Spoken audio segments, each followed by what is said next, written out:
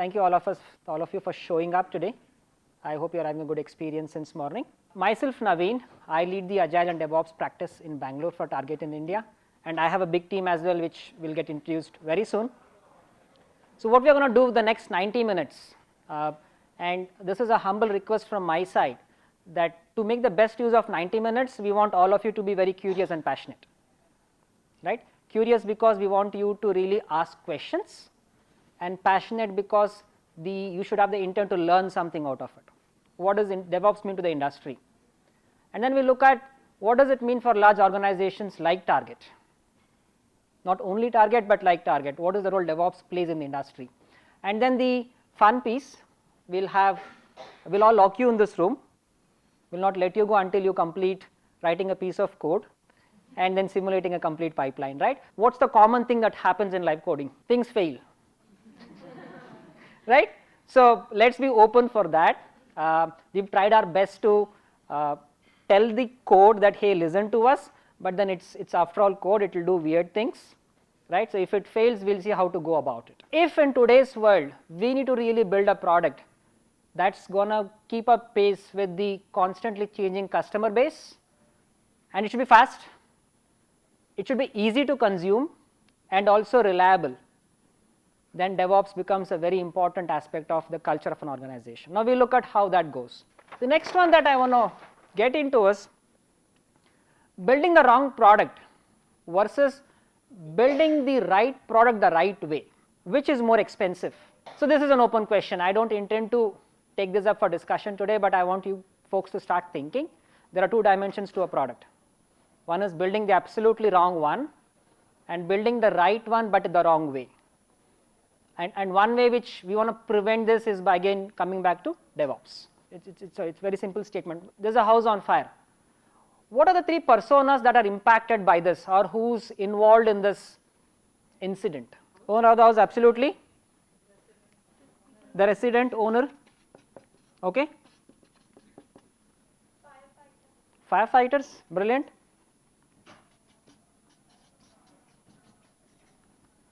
Then and the house itself, right? So the house. Now why is this important when we talk of DevOps, right? Now let's assume, and this should not happen, but let's assume there's a house on fire. The resident calls the fire tender and they just go about dousing the fire. Can they start living immediately after that? Let's assume it's all done. The fire is nowhere there. You need to rebuild. So there is some effort that's required to actually rebuild the house. Now bring that back to software, right? If a software fails, let's say we're all users of a software, I find an issue, whom do we call? The ops team, right? The ops team, they'll just welcome us with very good language, they'll say absolutely sorry 100 times and all of that, and they'll say we'll take a note of his incident, they'll come back. What do they do next? They go to the product team again, but can I wait? Right? Now what if, again there's a big if, right, because it's an analogy. The firefighter who's coming to douse the fire, what if this person has basic skills to fix the house? What if he knows basics of plumbing? What if he or she knows basics of electricity? Can they fix the house to be in a livable state if they know the basic skills? Can they? Yes? So which is what we are trying with DevOps, right? There is a lot of definitions about it in the industry, and the most popular definition is what we get from agencies who put these tools out, yeah? So when we say DevOps, the first thing that comes to people's mind is tools. This is called the periodic tables of tools. Anyone seen this? No? Okay. So each of these stands for a tool, not our old periodic table, right? This is from another agency, again it's a DevOps tool set. But actually what we mean by DevOps when you talk to the folks who have coined the term, right, is this one. DevOps is a cultural and a professional movement, right? It's a movement because it starts with an intent and has a definite outcome to it. And it's about how we build and operate high velocity organizations. There's a person called Patrick DeBois. He's called the father of DevOps, right? He coined this term. When you talk to people like him, they'll say, hey, there is no term called DevOps engineer. I cannot be a DevOps engineer in an organization which is not in a DevOps culture. So when you research the market, whom do you talk with? The actual customers, right? They are the core. If you find the customer and the problem, just like what Mustafa was talking this morning, right? They were able to identify the actual problem of the personalities. You identify the actual persona and the problem, then you apply what we call agile.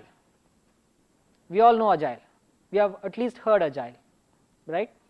It's a way of working, nothing beyond it. I mean, if again people come and tell you tools and all that, they are just bluffing, right? It's a way of working. But then agile alone is not sufficient. Agile says I can deliver faster, but without technology you can't deliver faster. So that's where DevOps comes into picture, right? So think of this is the nirvana state of relationship where product, agile, DevOps comes together to deliver great customer value. Yeah. Now, what do you see around this are again practices, and they are not limited to this, right? The beauty of agile is you just iterate over a period of time. You deliver in small increments. The beauty of DevOps is how do you deliver in small increments? Okay, so now coming back to DevOps, there isn't anything called continuous development. It's just a word which came out as a jargon, as a curiosity you could call it, right? What matters is these two dimensions called delivery and deployment. Delivery is absolutely customer value. Deployment is just a task. An engineer can deploy 10 times, but if it has no business value, you delivered zero value to your customer. So we spoke about this. The why is the core of what you are trying to build, who is your customer. The what is your actual product. The how is the process of building it. And manage is this unfortunate folks called operations team who are supposed to be superhumans who should know every damn product in the world and they should answer all the questions, right? And think about it for a minute, right? A retailer like Target, we get good feedback and bad feedback based on how good a post experience we give to our consumers. It's not just buying experience, right? So this is really important. How do I manage my customer's voice and how seamless it is very important. And that's why I went back to this. If my fire tender can actually give a bit of customer delight by fixing certain things, then my job is done. But then that's easier said than done, right? I cannot have my operations engineer knowing 10 different platforms and 10 different languages. So let's say we have 24 engineers here and I think 35 of us including the core group, and we're all building a product and we're contributing the same code base. Yeah, what is the most important platform for me to have? Version control. And someone said just GitHub, right? See, that's how GitHub has taken this domain by storm, right? Like we say GitHub is equal to version control, simple. So we talk just GitHub, right? Just fine. So which means look at GitHub as the collaboration engine for engineers. So see, when we say DevOps, when I did take the name of Patrick DeBois, the father of DevOps, right? When he coined this term, they did not make it domain specific. They just said, hey, there is a problem on the ground wherein I am not able to ship stable code frequently,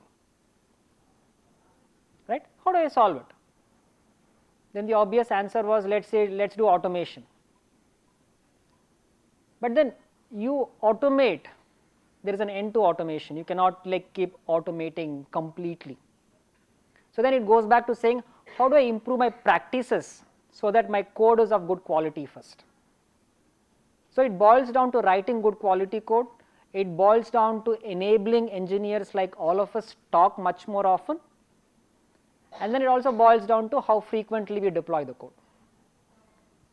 So there is no differentiation between domains, right? If you say, for example, healthcare as an example.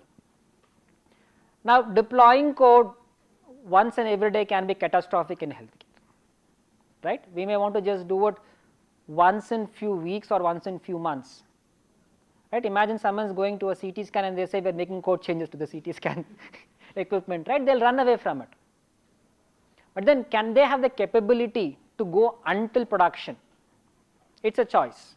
If they make it, they could be in DevOps mode, but they are not delivering it to the customer, which is fine. The biggest difference Target has made is we've broken the distinction between microservices and applications, right? When I say a product team at Target, when I say a product, all they mean could be they are building a microservice. Now together a bunch of microservice comes to enable a business capability. Yeah. For example, let us say checkout. Now we could argue checkout is a business capability, we could also argue checkout is a product by itself, but then to enable checkout it needs hundreds of services running behind the scene. Yeah.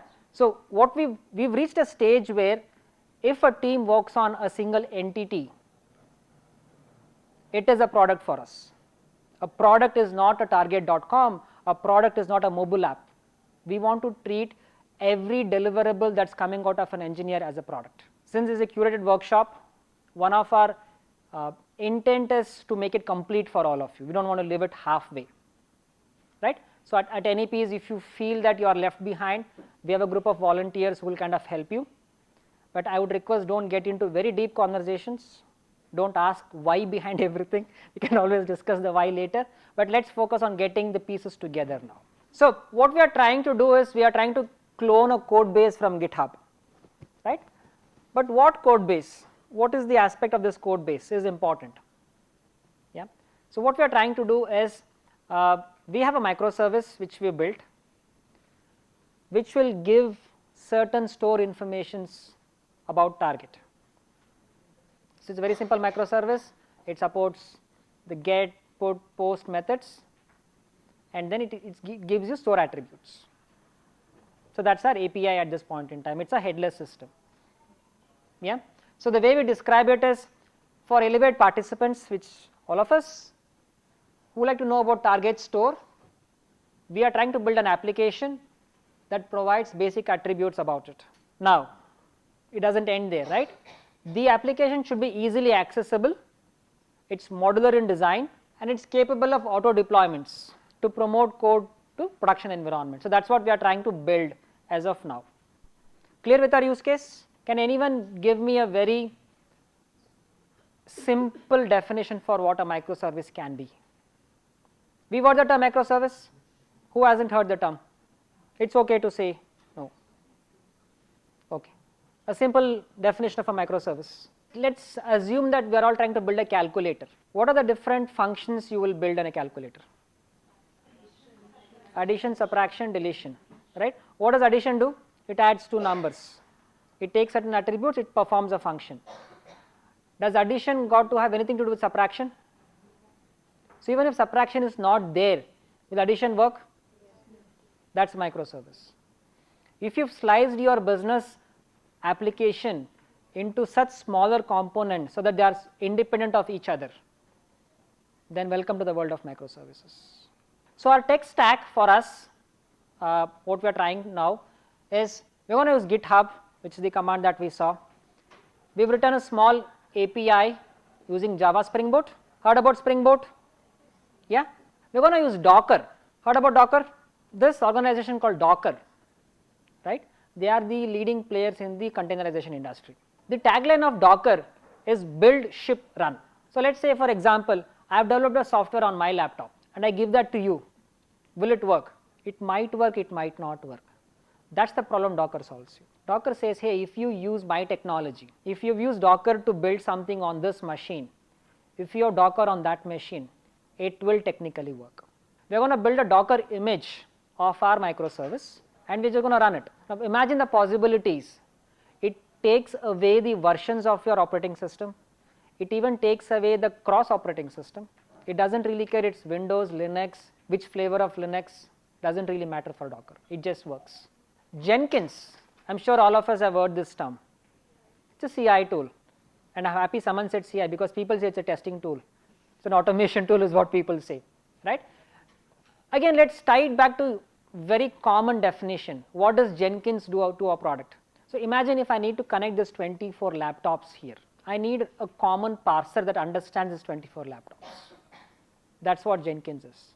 Jenkins is nothing but a chain. It's an integrator that is able to connect to a system upfront and a system downstream. That's all.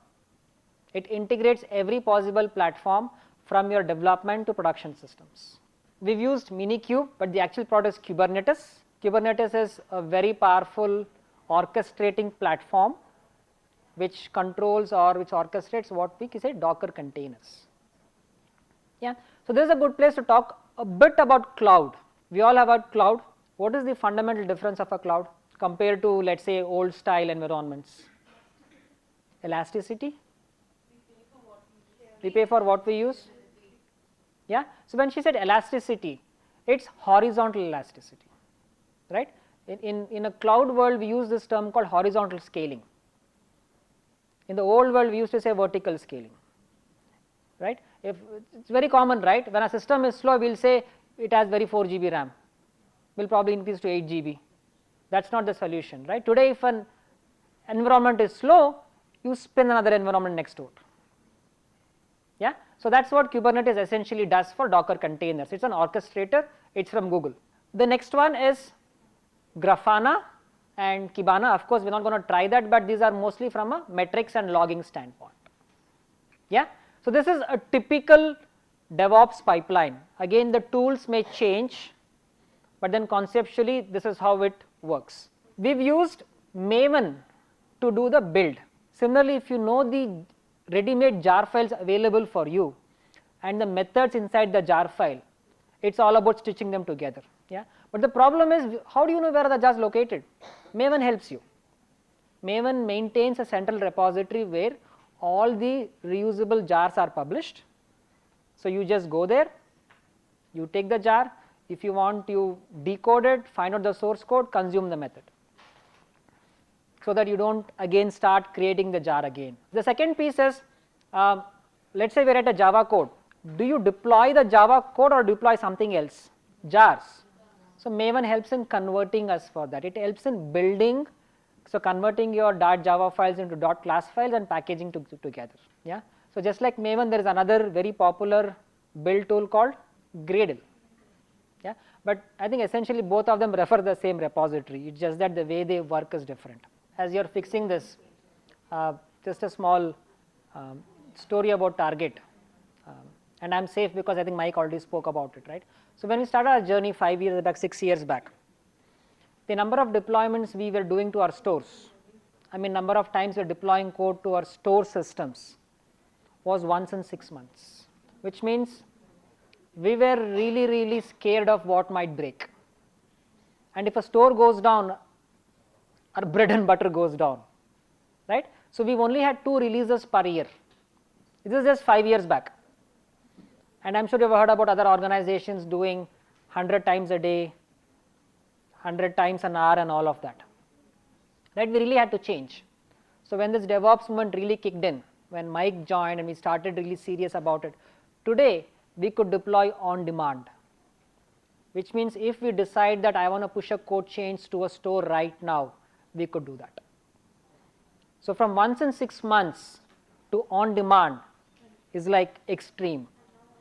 Yeah. So that's the power of Innovate DevOps. If you're writing an application, let's say for example, to deploy it somewhere, what softwares do you need?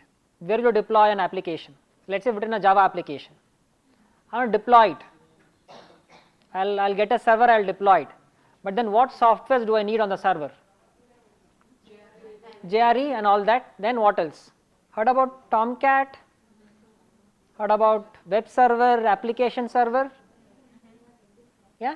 So this was our old ways of working where I used to have a server. When I say server, a bare machine, I used to have an application server.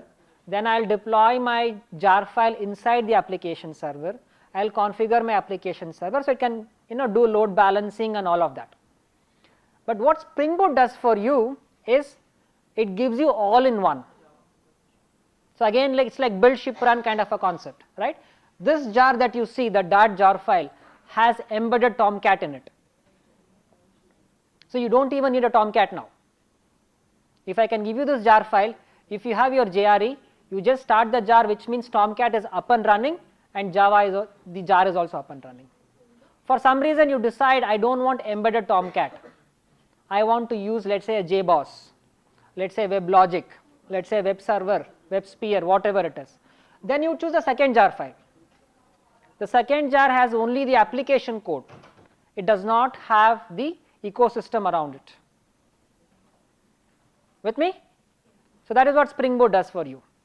The second part of our exercise is what we call setting up our CI. Which tool are we using for our CI?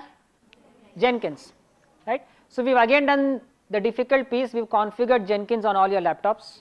So I was in this workshop once by this person called Jess Humble. If you're not about Jess Humble, just Google. He's one of the gurus of DevOps, and he did this exercise and he said, how many of you have set up CIs in your organization? Right? All hands went up. Now same question I'm asking, how many of you have CIs in your organization? Anyone has CI set up? Great. Then the question was, how many of you stop your work when a CI build is failing? Brilliant, right? See, the idea of CI is from what we call the manufacturing industry. In the assembly section of, let's say, a car manufacturing factory, right? You see those robots moving the body, right? The car kind of comes in from one section, painting happens, door fixing happens, and all that. If someone sees a problem with painting, this was how Toyota was actually working in the 1980s. This person had the power to stop the entire pipeline. Why? So you are transporting the problem, you are actually magnifying it. If let's say there is a dent in the metal body and I paint on the dent, if I need to go back and take the dent out, my painting has to be redone. So this person who is supposed to paint can actually stop the entire pipeline of work, because he or she can say, hey, there is a problem here, go fix that first. That is the whole purpose of CI. If you set up CI in an organization, in a team, if anyone, let's say 24 of us are developing product, if you find a defect, you should say stop all of our work, because your defect, until it's fixed, we should not continue our work. But that's not practically possible, right? There's a trade-off that we kind of take. So some organizations are really mature, some are not, because delivery is also important. We cannot keep writing code, it is important to deliver. So there's a trade-off. Couple of tips about GitHub. I mean, I understand if I need to use GitHub in an organization, all of us will contribute to a product, we have a team, we have a portfolio and all that. Why is there GitHub outside the organization? We can contribute to open source. Yeah. So which means being an open source engineer is a different ball game. The reason I say that is, if you write a piece of code which is not necessarily of good quality, trust me, you will get beaten badly. They will not accept your code changes, right? Because it becomes a weak point of the entire product. Yeah. So now let's say, for example, I create an open source product, right? And all of you are contributing to it.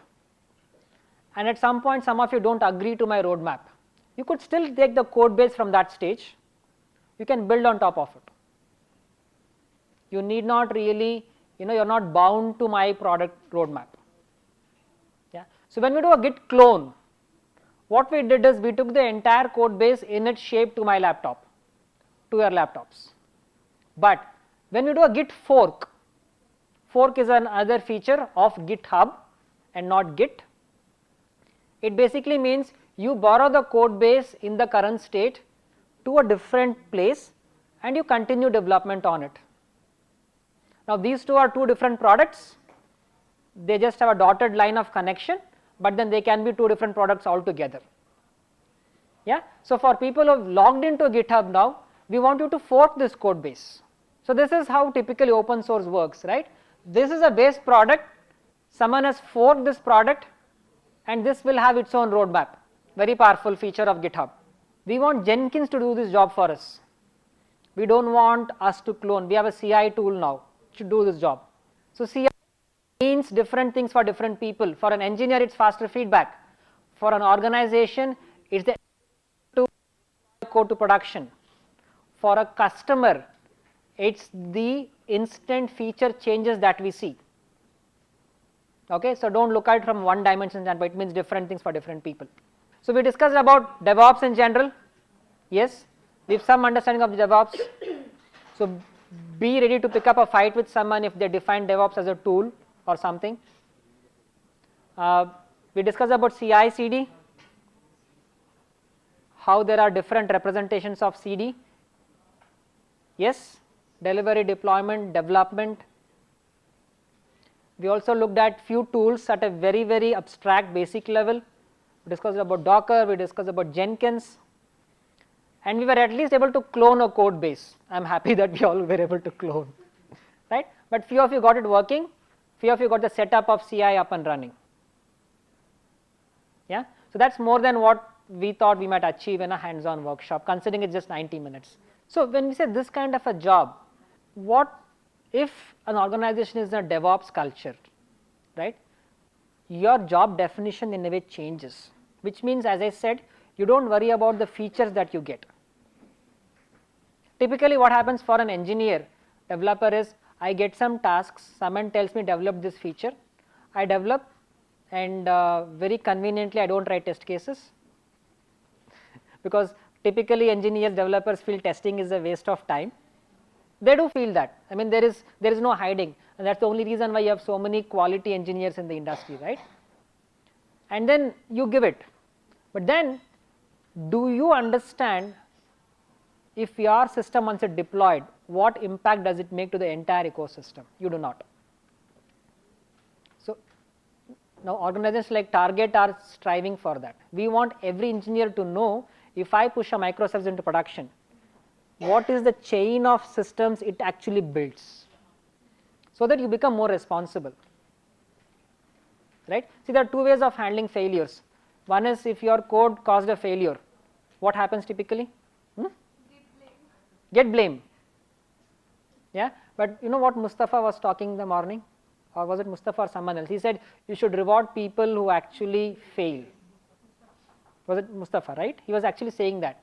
The reason being, assuming you don't intentionally make it fail, that's very important, right? The reason being, if you fail and if people tell you, hey, we failed because of this reason, but we are okay to make you learn, you become more accountable. You are next time a bit more careful about what changes you make. If people just blame you, right? Human tendencies, you will look at taking revenge on them. Human tendency. I am not saying that is what everyone does. Yeah, I have known people, if they get blamed, they have deleted Git repos in production, because just because their manager gave them a bashing, they just delete the Git repos. And then you have to contact admins to restore the Git repos back. People do this. But the reason that happens is the culture of an organization is like that, very important, right? In the same situation, if your leader actually makes you understand the cost of your failure and the impact that caused because of your failure, you will be careful next time. So in a way, your job does not necessarily change, your job becomes more responsible. That is what I would say how it changes. So for people who want to know about DevOps, there are two things that I would recommend. One is, there is this, I don't know if you are into books, but there is an online version, there is something called DevOps Handbook, which is written by Jess Humble, Gene Kim, and couple of others. If you can find a copy of it, it's an awesome one to read. Awesome, great, thank you.